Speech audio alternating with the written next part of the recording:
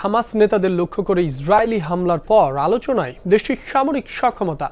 আকাশসীমা পেরিয়ে এই হামলায় অংশ নেয় ইসরায়েলের 12টি যুদ্ধ বিমান। তেল আবিবের ক্ষেপণাস্ত্র হামলার পর কাতারের তরফ থেকে আসেনি পাল্টা পদক্ষেপ। তেল সমৃদ্ধ কাতার আর্থিকভাবে সক্ষম হলেও ইসরায়েলের হামলায় তাদের প্রতিরক্ষা দুর্বলতা ফুটে উঠেছে।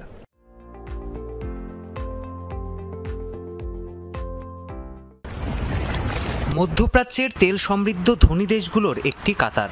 আরব বিশ্বে তাদের অবস্থান যথেষ্ট শক্তিশালী। মঙ্গলবার কাতারের আকাশসীমা লঙ্ঘন করে হামলা চালায় ইসরায়েলের 12টি যুদ্ধবিমান।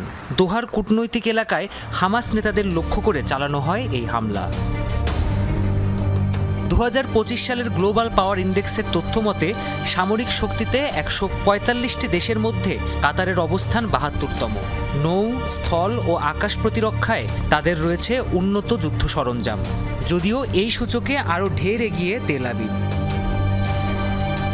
কাতারের আকাশসীমা রক্ষায় মোট 125টি যুদ্ধবিমান রয়েছে, যার মধ্যে রাফাল ও জার্মান টাইফুন সহ রয়েছে 31টি ফাইটার জেট। এছাড়া বাহিনীর বহরে আছে 46টি সামরিক হেলিকপ্টার আর 12টি পরিবহন বিমান।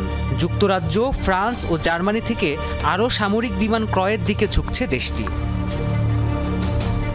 মোট 87,000-এরও বেশি সেনা সদস্য রয়েছে কাতারের সেনাবাহিনীতে। তাদের মধ্যে অ্যাক্টিভ সেনা সদস্য প্রায় 68,000। এছাড়া প্রায় 100টির মতো ট্যাঙ্ক আর 5,000-এরও বেশি সাজোয়া যান রয়েছে দেশটির সমর ভাণ্ডারে। যদিও নৌশক্তিতে একেবারেই পেছনের সারিতে কাতারের অবস্থান। দেশটির নৌবাহিনীতে রয়েছে মোট 105টি নজরদারি জাহাজ ও 4টি করভেট। এছাড়াও হেলফায়ার মিসাইল, ড্রোন ও স্বল্পপাল্লার বেশ কিছু ক্ষেপণাস্ত্র রয়েছে দেশটির সমর ভাণ্ডারে। তবে নেই পারমাণবিক অস্ত্র কিংবা ballistic missile. Pranpratim Kundu, Jamuna news.